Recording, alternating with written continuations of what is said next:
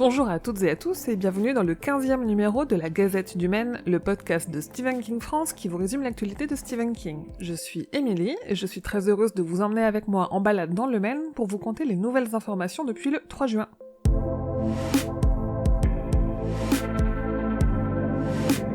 La Comic-Con de San Diego, le plus gros événement sur la pop culture, c'est en juillet. Et chaque année, c'est l'occasion d'en apprendre plus sur les adaptations de Stephen King qui fait désormais partie de la pop culture. On devrait en avoir des images de Dr. Sleep, des infos sur Mr. Mercedes saison 3 et Castle Rock saison 2, et sûrement sur les adaptations de Salem et de Marche ou Crève. Mais surtout, on devrait avoir le premier vrai trailer de ça chapitre 2, puisque le film fera partie du Scare Diego, l'événement centré sur les films d'horreur de New Line et Warner. À cette occasion, je vous ai préparé un dossier sur le site avec tout ce à quoi on peut s'attendre en me basant sur ce qu'on a eu les éditions précédentes. En parlant de Marche ou Crève, le réalisateur embauché par les studios New Line en a dit un peu plus sur sa vision du film dans une interview pour Rue Morgue. Il annonce notamment un film extrêmement claustrophobique. La date de sortie de Dr. Sleep est encore avancée. L'adaptation du roman de King était d'abord prévue en janvier 2020, puis novembre 2019, pour finalement être annoncée dans nos salles obscures pour le 30 octobre. Une sortie qui me réjouit, puisque pour une fois, elle se fera avant les Anglais et avant les Américains. Et en parlant de Dr. Sleep, la première bande-annonce est enfin arrivée. Je vous propose de la découvrir sur la chaîne YouTube de Stephen King France. T'as des pouvoirs magiques, comme moi. Écoute-moi. Le monde est féroce. Sinistre. Salut, toi. Je n'ai rencontré que 2 ou 3 personnes comme nous. Elles sont mortes. Quand j'étais petit, je tombais sur ces trucs comme ça.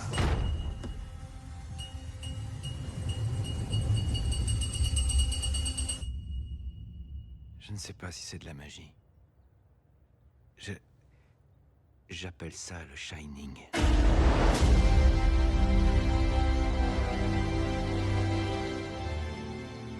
Une bonne annonce, si vous l'avez vu, qui se passe dans l'univers du Shining de Kubrick, car pour rappel, Dr. Sleep est la suite de Shining. Pourtant, King renie complètement ce film.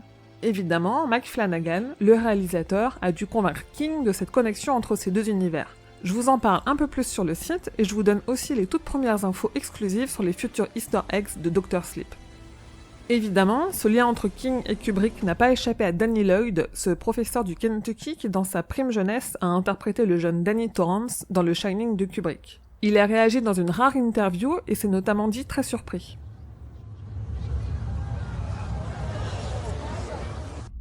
Cette année, le premier film de la trop longue franchise Children of the Corn fête ses 35 ans. Cette adaptation de Les Enfants du Maïs, une nouvelle de Stephen King parue dans Danse macabre, a été largement essorée après 9 films et un court-métrage. Mais le premier film ressort en Blu-ray et DVD pour une édition anniversaire. Que serait devenu Georgie Dembro s'il avait survécu à l'attaque de Gripsou ? Le court-métrage Georgie, de moins de 8 minutes, qui répond à cette question, a été disponible gratuitement sur la page Facebook de Fangoria pendant 48 heures. Côté série, la 3e saison de Mr. Mercedes est prête. Si la série est encore totalement inédite en France, les Américains ont bien de la chance car cette saison 3 qui adaptera le tome Carnet Noir sera diffusée dès le 10 septembre sur Audience TV. D'ailleurs, la chaîne a révélé les toutes premières images. Went down fast, very fast, bang bang. Question is, who shot first? We start with the original premise of Finders Keepers. He is Stephen King, and the fundamentals of his storytelling speak for themselves. Holly. Mais il semblerait que Mr. Mercedes soit enfin disponible en France, uniquement pour ceux qui ont l'appli Apple TV et via le service de streaming qui y est présent, Stars Play. Apparemment, pour 4,99€ par mois, vous accéderez au catalogue du service qui contient depuis fin mai Mr. Mercedes.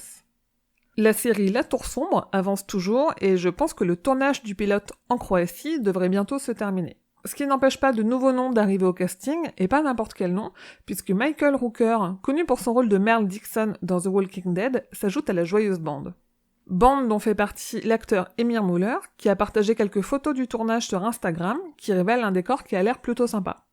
Et pour finir sur les séries, Creepshow devrait arriver à Halloween 2019, en tout cas pour les Américains abonnés à Shudder, et Greg Nicotero ne prépare pas seulement une série. On sait depuis le début qu'il a projet de faire un comic, exactement comme pour le film de King et Romero, et il a partagé sur son Instagram une illustration du personnage Creep qui laisse à penser que ce serait une illustration du comic Creepshow, qui devrait donc arriver aussi en fin d'année.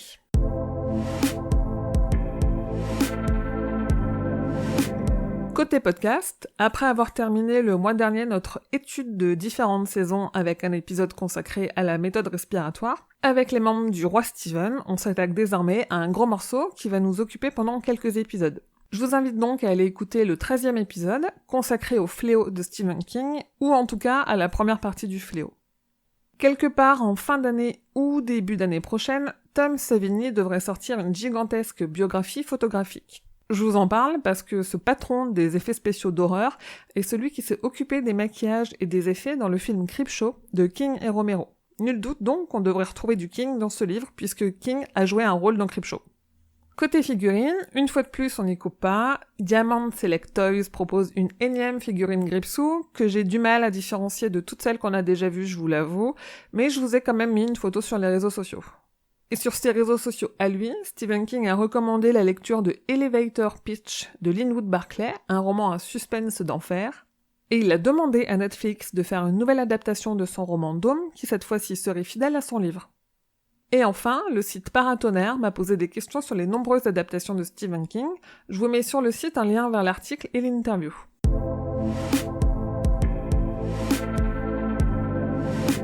Côté agenda, on a appris que le 4 septembre, les éditions Hachette Heroes, la branche pop culture d'Hachette, publieront un livre sur les adaptations de Stephen King. Enfin, un livre sur King qui sort en français, et il promet d'être très intéressant, puisque les deux journalistes François Caux et Mathieu Rostac ont relu et revu tout King pour cette anthologie. Je vous ai mis les liens de précommande sur le site. Notez bien la date du 18 septembre dans votre agenda. L'éditeur français de films Carlotta Film nous gâte avec 2 sorties en Blu-ray et DVD d'adaptation remasterisées. D'abord Christine en version ultra collector qui fait très envie, et ensuite Cujo dans un très beau boîtier steelbook qui devrait contenir 7 heures de bonus inédits. Les visuels et les liens de précommande sont évidemment retrouvés sur le site. Plus proche de nous dans le temps, Audible édite dès le 20 juin un livre audio du roman Running Man de Stephen King évidemment, et le mercredi 3 juillet, c'est cette fois-ci Audiolib qui éditera le livre audio de Shining.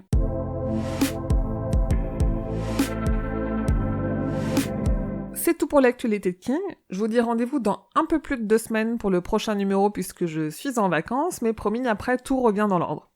D'ici là, n'hésitez pas à vous abonner pour être sûr de ne manquer aucun épisode, et si vous le souhaitez, à laisser des étoiles, des commentaires, ou à recommander la Gazette à vos proches. Aussi, si vous voulez soutenir ce podcast et tout le travail que je fournis sur le site et les réseaux de Stephen King France, je vous invite à aller faire un tour sur mon Tipeee, et si le cœur vous en dit, à participer à cette aventure en me donnant 1 ou 2 euros. Comme d'habitude, vous pouvez trouver Stephen King France sur Instagram, Twitter, Facebook pour échanger avec toute la communauté, et rendez-vous sur le site stephenkingfrance.fr dans l'article de cette gazette numéro 15 pour avoir plus de détails sur toutes les infos dont je viens de vous parler. Je vous dis merci et à bientôt, fidèles auditeurs et auditrices, que vos journées soient longues et vos nuits plaisantes.